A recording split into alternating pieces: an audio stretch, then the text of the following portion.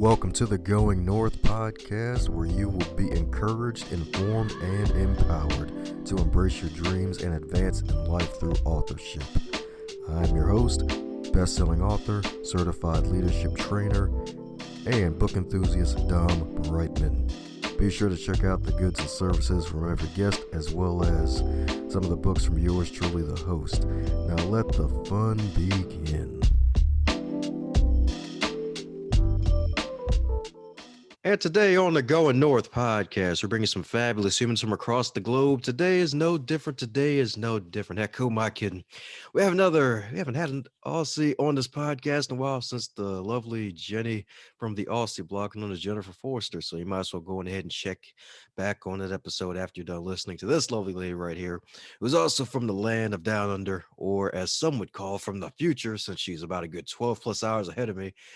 Well, not including daylight saving. That's a whole nother evil that I'm ashamed that's still happening in the 21st century. But besides that, she is a lovely wife who has a wonderful husband, a daughter, and also two magical kitties.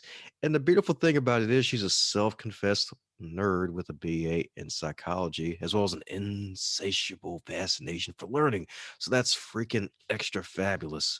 And the beautiful thing about it is she's also published a number of short stories and anthologies, as well as her own wonderful collection of novels indeed. So let's give it up for Miss LB herself, Miss Liz Butcher. How you doing today, Liz?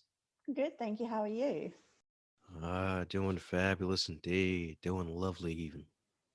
Glad to hear it. That's right. Instead of bunny ears, it's like random heart shapes coming out of my head instead, right? Great visual. So you're visual, huh? Mm-hmm.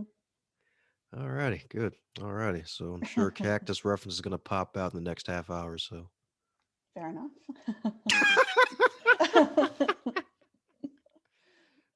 Well, enough of my nonsense. Hey, who am I kidding? There's probably plenty of nonsense for me.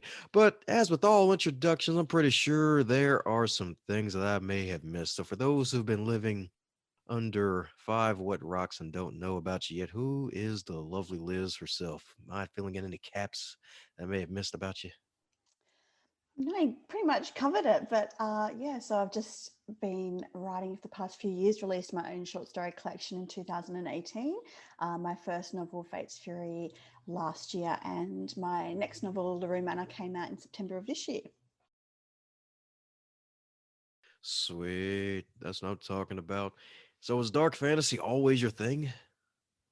Yeah, absolutely. I love dark fantasy horror. I have done ever since I was a child, which is quite odd, but yeah.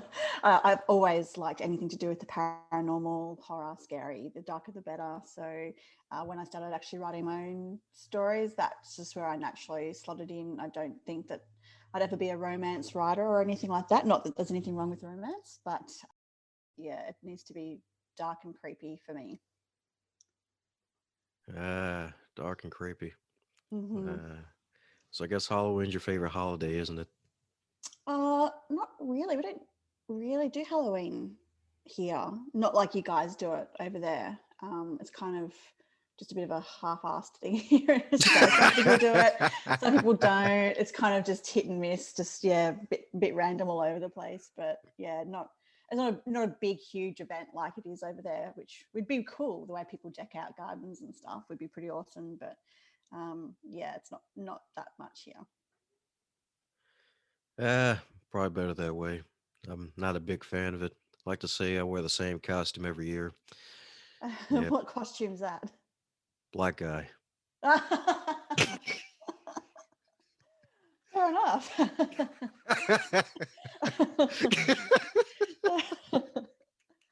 Oh dear. Yeah. Oh dear is definitely right. So my goodness, I've been loving scary stories. That's a little one. So where did that come from? Like, what was your first ever scary movie that really set you on this path? Oh, that's kind of hard to answer because my parents were really strict when I was a kid. So I wasn't allowed to watch anything that wasn't in my like age bracket. So like literally wasn't allowed to watch an M15 plus movie until I was 15. So I missed out on all the great horror of my childhood, like Nightmare on Elm Street and Halloween, all those movies. So my first real horror movie I didn't get to see until I was literally 15, and it was Candyman, which I still love to this day. Tony Todd's voice is just the stuff of nightmares. He was fantastic. But that would have been my first proper horror movie at the tender age of 15. So anyone that hasn't seen Candyman, you have to see it. It's a classic. But I guess before that, my love of horror came from books, because that was the only way I could get my fix, so to speak. So it was more from books rather than actual movies until I was older. That's what I'm talking about. So I'm assuming a Stephen King fan. Absolutely. I read my first Stephen King book when I was 10, much to my mother's horror. um, Got her. yeah, I found the kids section just wasn't doing it for me anymore. So I progressed to the adult section and borrowed out my first Stephen King book. I think it was Cujo and Pet Cemetery were my first two. And yeah, Mum started noticing that I was sleeping with my light on every night. Thought she'd tried to get to the bottom of it, and found my Stephen King library book stout under my pillow. So she made a prompt call to the librarian and kindly asked her to not let her 10-year-old daughter borrow Stephen King novels. But it was worth the nightmares. They were great books. That's a new one. Worth the nightmare. That's what I'm talking about. That's what I'm talking about, indeed. So I'm guessing a little mild rebellion. It's like, oh, forget about the unicorns. Let's go to the horror, some death, a little de-headed bunnies and animals and everything. Just make it all Yeah, crazy. that's it. Give me a reincarnated deathly kitty over a unicorn any day. Far more interesting. Oh yeah, exactly. You can say that again because unicorns aren't really unicorns anymore. They're like everywhere almost. Like, yeah, I'm a unicorn. I'm a unicorn. It's like, really? Really? Yeah, It's yeah, like I've been there, done that. I saw one 2 seconds ago. Get over it. That's what I'm talking about indeed. So my goodness, since the age of 10, been loving horror movies, grew up extra fast and really just been able to turn that love into horror from reading them into writing them. So what Hmm. inspired you to be able to actually get the courage to write? Because a lot of folks say they want to write a book and they don't do it, let alone a fantasy novel, which is even more of an uphill battle than anything else. Yeah. I always loved writing. Even when I was a kid, I was always writing sort of little fake books and stuff. But sort of once I got older and finished high school and uni and whatever, and sort of was pushing 30, and I had this idea in my head that kind of just wouldn't go away. And eventually just thought, you know what, I'm just going to give it a go. And at that stage, I had no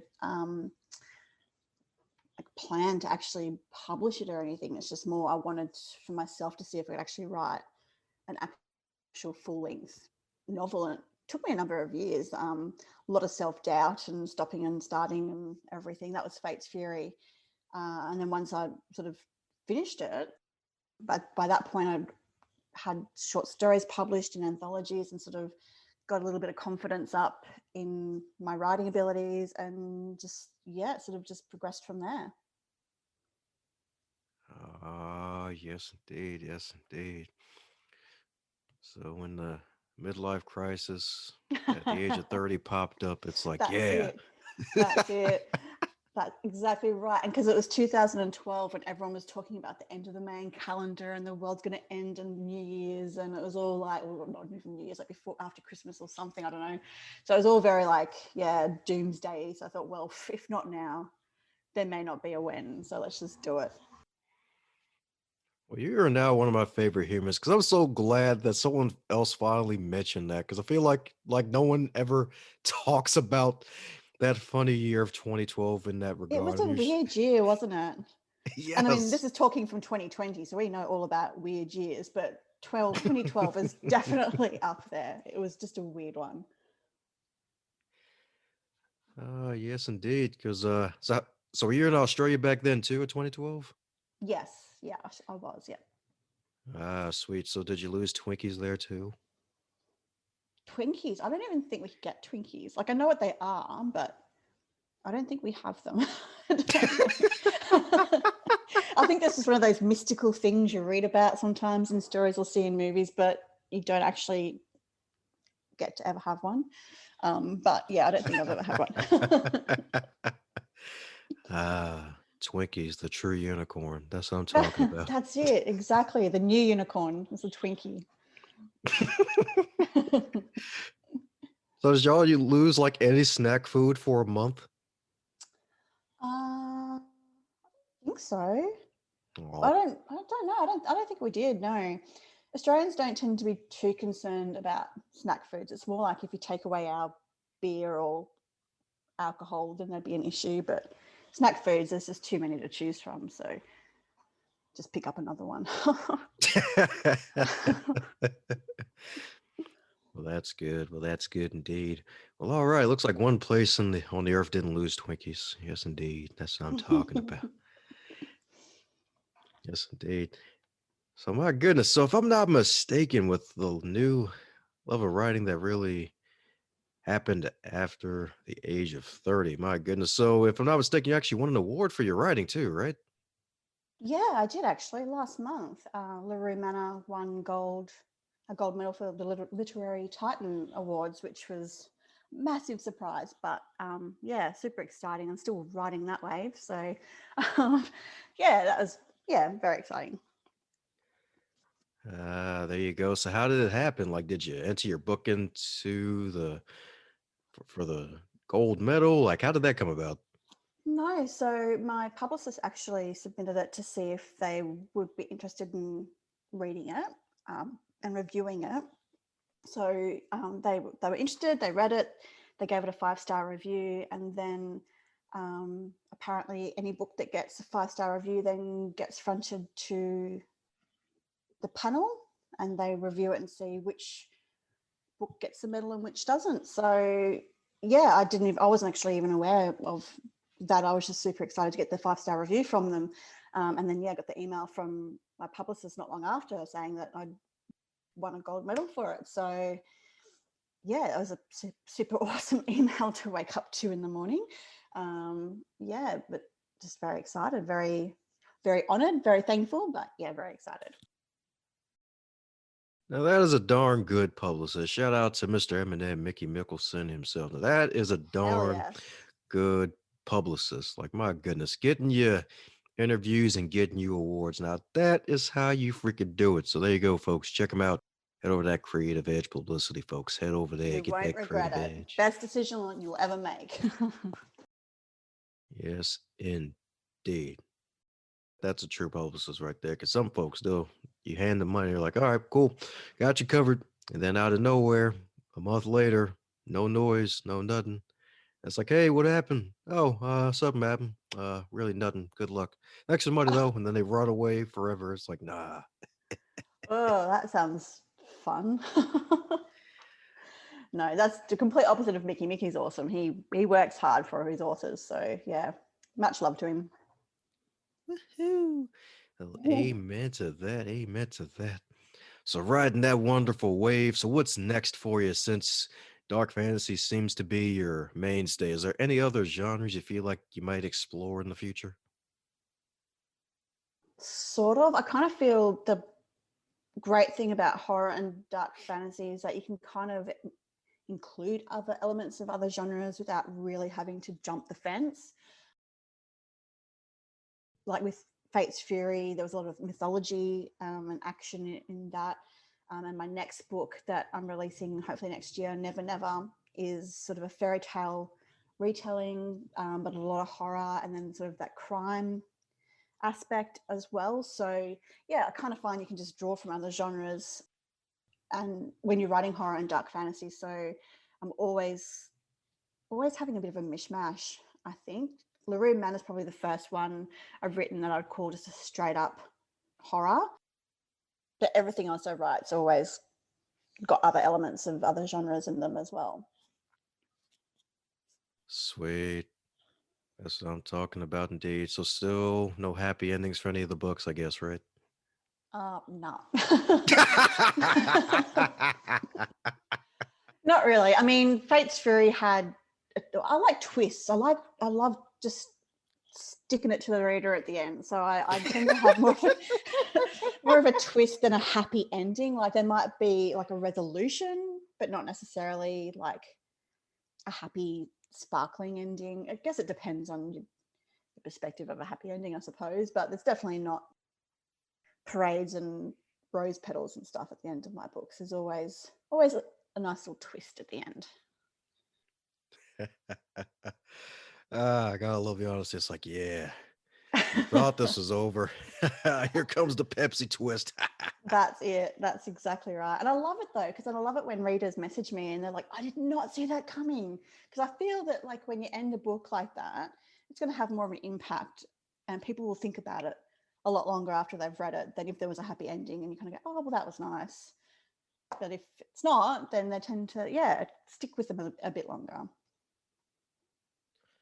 Oh yeah, you could say that again because it's so darn true. Because we remember bad things a lot longer and a lot Yeah, harder than anything that good happened. Like bad memories always stick out first. It's like that one good time you touched the stove as a kid. That's all you need. That one good time you that's never exactly forget. right. You'll only do it once.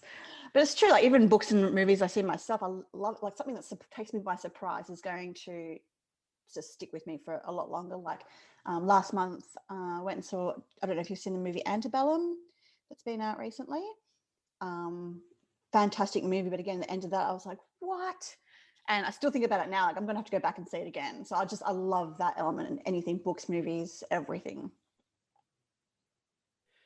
Ah, sweet. Well, that's what I'm talking about right there. Haven't seen Antebellum as of yet. I've been kind of naughty on the movie side of the game. Yeah, well, they've kind of only just sort of opened back up again over here. So you get to like book your seat and they kind of clear out all the seats around you so no one's sitting near you, very COVID friendly. So yeah, we wanted to take advantage of it and the novelty of being able to go back to the movies. I'm just dying to see that one because it looked fantastic. So yeah, well worth the watch if you get to go and see it. Sweet. Well, alrighty. On the wrist it goes. Yes, indeed. Since it's something that I need to watch. Yes, do it. Woohoo! Well, any advice for any aspiring writers that may be wanting to actually publish their work, but they're too darn shy to metaphorically pull the trigger on their work and publish?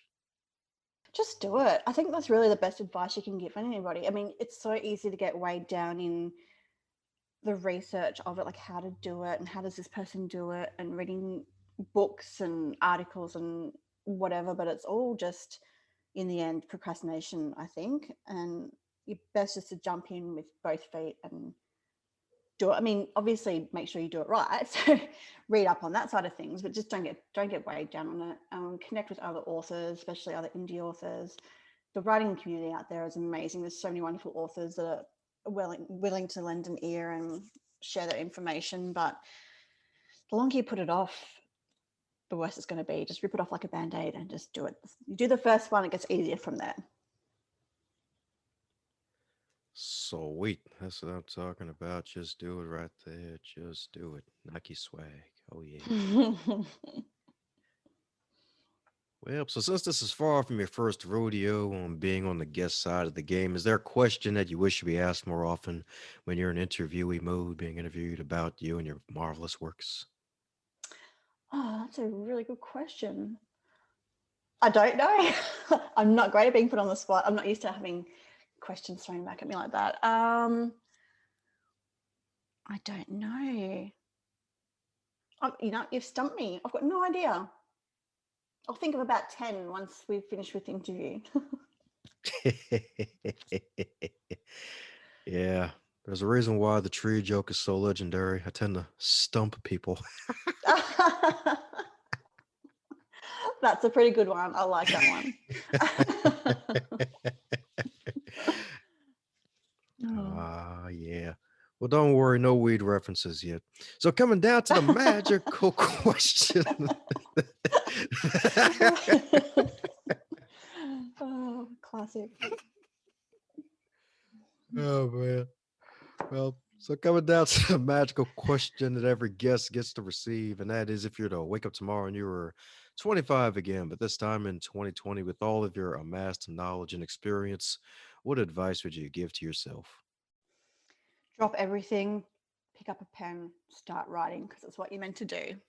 That's what I would tell myself. You heard that right, folks. Pick up the pen and write. Just start doing it. Just start writing, not lifting. Just start writing. Yeah, that's right. Pick up a quill if you have to. That's it. Pick up a stick if you have to. Dip it in some ink or blood even. Just start writing.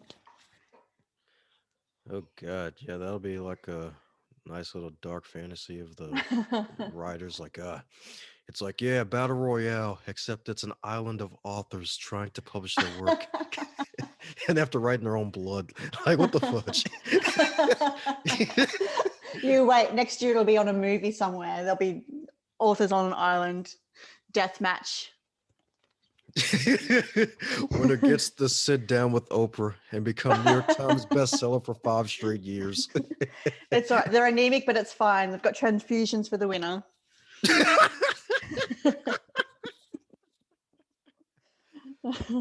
Hope you heard it there, folks. If that happens, you got to call, let the host know, let Liz know. They owe us some dang royalties, darn it. That's it. Yeah. Woohoo. Well, all right. So, for those who want to keep in magical contact with the lovely Liz, what's the best way for folks to reach out to you? Yeah, so they can follow me on my website, which is www.lizbutcher.com.au. Drop me a comment, or they can follow me on my Facebook author page, which is Liz Butcher Author, or on Twitter, which is at Little Lovelies, same on Instagram. Woohoo! Well, there you have it, folks. Head over to that lizbutcher.com, folks. Pick up some magical books. It'll change your life from an award winning author, no less, folks. Award winning gold medal. So she didn't have to be in the Olympics and she got the gold, baby. Didn't think of it that way. I kind of like that. Ah, yeah, that's right. Likeable is. There we go. That's what I'm talking about. Ah, yes, indeed. So, any parting words for the folks still listening? Please read my books. I'd love to hear what you think. How's it going, you super special, awesome human? Since you made it to the end of this episode, it looks like you really enjoyed yourself. Since you enjoyed this episode, be sure to share it with at least 3 people in your network and tell them what you really liked about this episode. Heck, even shoot myself or the guest an email and let them know what you liked most about this interview so that way they can stay inspired to keep pushing out great work.